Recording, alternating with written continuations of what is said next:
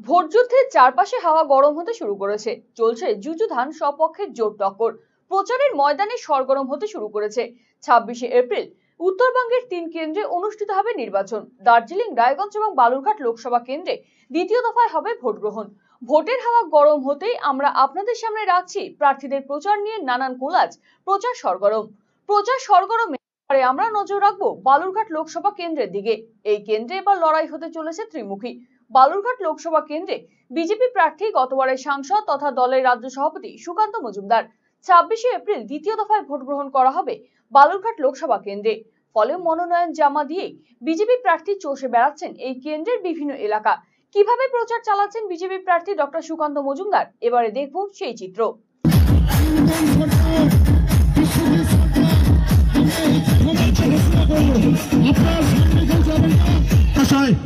দক্ষিণ দিনাজপুর জেলা বিজেপি সভাপতি এগিয়ে নিয়ে চলুন আস্তে আস্তে।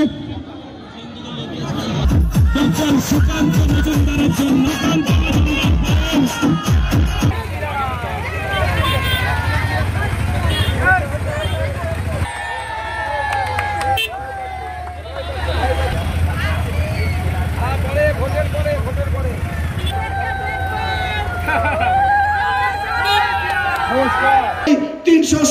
ধারা বাতিল হয়েছে। এমন একজন কর্মঠ নেতাকে আমরা সত্যেন্দ্রকে সবাই স্বাগত জানাবো। 10 মিনিট 12 মিনিটের মধ্যে শুভেন্দু দাস ভারত মাতা কি কৃতজ্ঞতা জ্ঞাপন সভা হবে। কারণ বালুরঘাট জিতবো, রায়গঞ্জ জিতবো, উত্তর মালদা জিতবো, দক্ষিণ মালদা জিতবো। আমরা অনেক বেশি সিট নিয়ে পশ্চিম বাংলাতেও আসবো। আর এই সরকারটাকে তাড়ানোর জন্য 1.5 বছর নয়, কয়েকটা মাস অপেক্ষা করতে হবে। বন্দে বন্দে ভারত মাতা কি, ভারত মাতা কি। মহিলা মোর্চা তোমরা তোমাদের মনের আশা পূরণ করবে। বড় বিজেপি সুকান্ত মজুমদার, সুকান্ত মজুমদার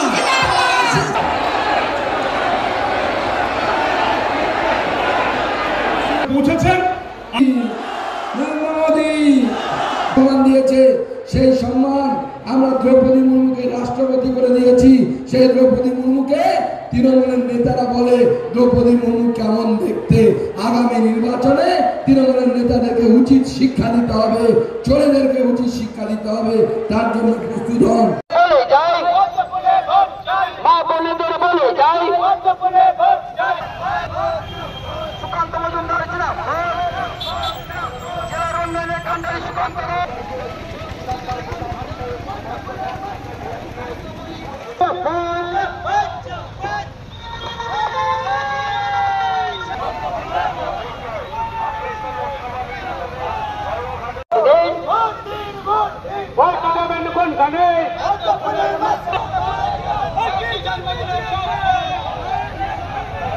বালুরঘাট লোকসভা কেন্দ্রের তৃণমূল কংগ্রেস প্রার্থী যুদ্ধে নেমেছেন বিধায়ক তথা রাজ্যের মন্ত্রী বিপ্লব মিত্র।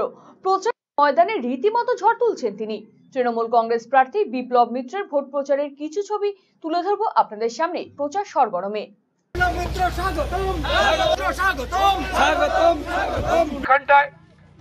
মমতা ব্যানার্জি যখন দ্বিতীয়বার রেলমন্ত্রী হলেন, তাকে দিয়ে আমি ওয়াগন ফ্যাক্টরি করে দিলাম বুনিয়াদপুরে, সেটাকেও উনি বাতিল করে দিলেন উনি আসবার পরে। বালুরঘাট থেকে হিলি রেল লাইন মমতা ব্যানার্জিকে দিয়ে স্যাংশন করিয়ে কাজ আরম্ভ করলাম। উনি ক্ষমতায় আসবার পরে, ওদের দল ক্ষমতায় আসবার পরে প্রধানমন্ত্রী এবং রেলমন্ত্রীকে দিয়ে সেটাও বাতিল করিয়ে দিলেন। আরও 2টা রেল লাইন বুনিয়াদপুর থেকে কুসুমুন্ডি হয়ে কালিয়াগঞ্জের রেল লাইন করে দেওয়ার জন্য স্যাংশন করিয়ে দিয়েছিলাম। একটা রেল লাইন বুনিয়াদপুর থেকে হরিরামপুরের উপর দিয়ে আপনার ইটাহারের সঙ্গে সংযুক্ত করার জন্য একটা রেল লাইন স্যাংশন করে দিয়েছিলাম। এগুলোও সব বাতিল করে দিয়েছে। বালুরঘাট লোকসভা কেন্দ্রে প্রার্থী দিয়েছে বামশরিক আরএসপি। বাম কংগ্রেসের আসন সমঝোতায় বালুরঘাট লোকসভা কেন্দ্রে আরএসপি প্রার্থী করেছে জয়দেব সিদ্ধান্তকে। লোকসভা কেন্দ্রের বিভিন্ন এলাকা ঘুরে প্রচার চালাচ্ছেন তিনি এবং সেখান থেকে তার প্রতিকার নিয়ে এসে সেই জনগণের দরদি তিনি বলছেন তিনি কি করবেন। করছেন।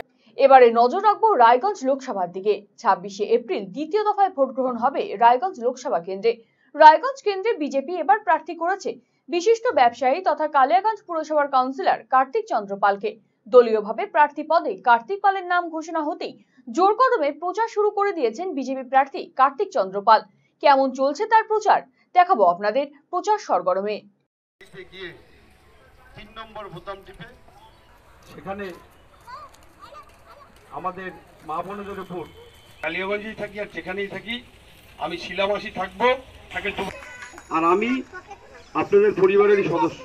দুঃখ দুর্দশা সেটা দূর হয়ে যাবে। আবার নির্বাচন হবে, সেখানে মোদী সরকার আসবে।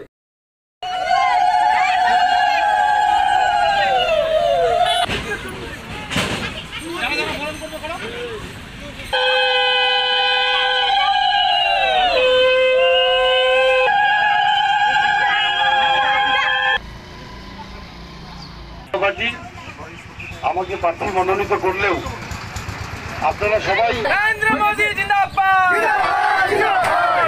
এখানে কোনো মোবাইলে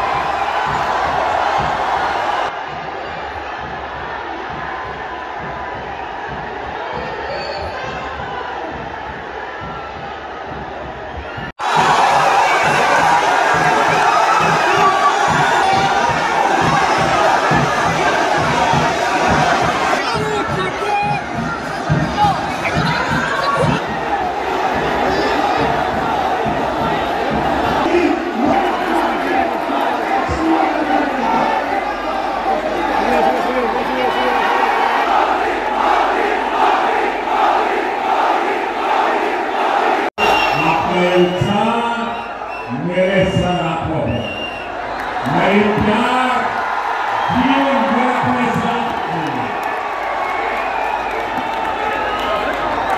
साथियों, ये टीएमसी वाले मतदाताओं को अपने लोकतांत्रिक तरीके से वोट डालने की परमिशन नहीं देना चाहते, लेकिन टीएमसी नेताओं को वोटर्स को धमकाने की पूरी परमिशन है। কালিয়াগঞ্জের ঐতিহ্যবাহী বয়রা কালী মন্দির হোক বা রায়গঞ্জ লোকসভা কেন্দ্রের বিভিন্ন এলাকা, প্রচারে ফাঁক রাখতে চান না রায়গঞ্জ লোকসভা কেন্দ্রের তৃণমূল কংগ্রেস প্রার্থী কৃষ্ণ কল্যাণী। ইতিমধ্যে কৃষ্ণ কল্যাণী সমর্থনে ভোট প্রচার সভা করে গিয়েছেন রাজ্যের মুখ্যমন্ত্রী মমতা বন্দ্যোপাধ্যায়। কিভাবে প্রচারের ময়দানে চষে বেড়াচ্ছেন রায়গঞ্জ লোকসভা কেন্দ্রের তৃণমূল কংগ্রেস প্রার্থী কৃষ্ণ কল্যাণী দেখাবো আপনাদের। আব্দুল করিম চৌধুরী মশাই কে সঙ্গে নিয়ে আপনাদের এলাকায় আপনাদের পাড়া নাম্বার বোতাম টিপে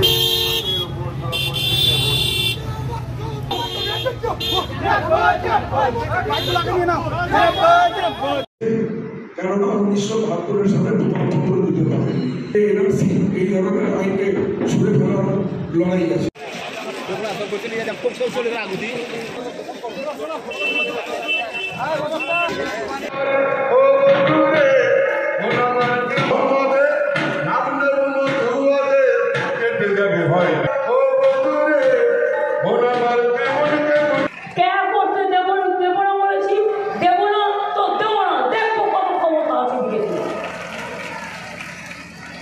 আবার একটা ইউনিফর্ম সিভিল কোড করেছে যেখানে মানুষের কোনো ধর্মীয় অধিকার থাকবে না। মতুয়াদের একটা আলাদা আইন আছে, ওরা নিজেদের মধ্যে চলে, ওদের উৎসব আলাদা করে হয়। রাজবংশীদের একটা আলাদা ভাষা আছে, ওদের একটা আলাদা কালচার আছে, ওরা ওদের মতো করে চলে। আমি নিজে 200 রাজবংশী শুরু করে দিয়েছি, পঞ্চানন বর্ণ বিশ্ববিদ্যালয় করে দিয়েছি, রাজবংশী ভাষা একাডেমি করেছি, মতুয়াদের নামেও হরিচাঁদ ঠাকুরের নামে বিশ্ববিদ্যালয় করে দিয়েছি, মতুয়াদের বড় মানুষ সমস্তটাই আমি দেখাশোনা করতাম, ওদের গেট আমি করে দিয়েছি।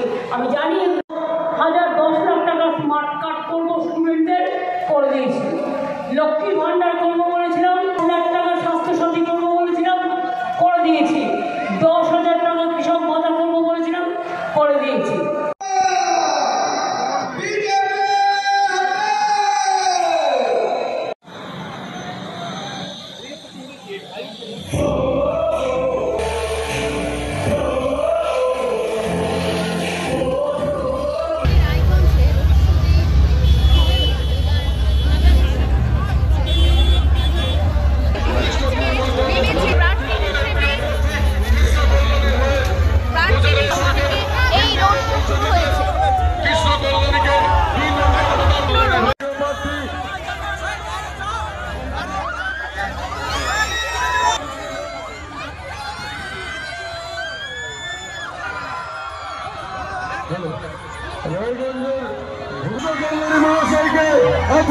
মুখ্যমন্ত্রীর আশীর্বাদ পুত্র কৃষ্ণ কল্যাণী হয়ে আজ রোমতে আপনাদের কাছে আশীর্বাদ চাইতে কল্যাণীকে 2 নম্বর দোকান দিতে বিপুল ভোটে জয়ী করে শ্রেষ্ঠ বিধায়ক প্রদেশ সাংসদ দেব অধিকারী